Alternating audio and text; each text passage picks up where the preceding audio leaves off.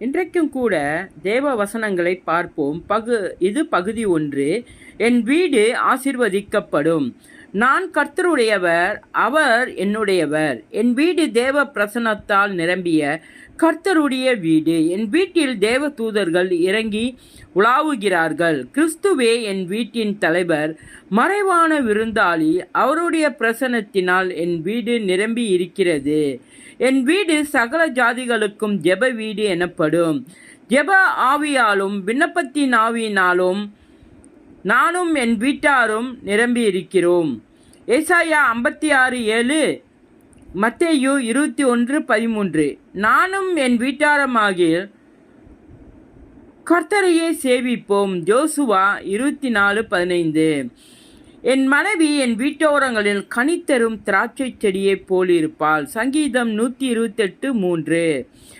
என் பிள்ளைகள் என் பந்தியை சுற்றி ஒளிவுமரக் கன்றுகளாய் இருப்பார்கள். சங்கீதம் 128:3. என் வீட்டில் உத்தம இருதயத்தோடு நடந்து கொள்வேன். சங்கீதம் 101:2. நான் பரதேசியாய் தங்கும் வீட்டிலே என் தேவனுடைய பிரமாணங்கள் எனக்கு கீதங்கள் ஆயின. சங்கீதம் 119:54. என் வீடு ஆட்டுக்குட்டியானவருடைய வீடு. என் வீட்டில் கிறிஸ்துவுடைய இரத்தம் தெளிக்கப்பட்டிருக்கிறது. யாத்ராமுகம் 12:3-13.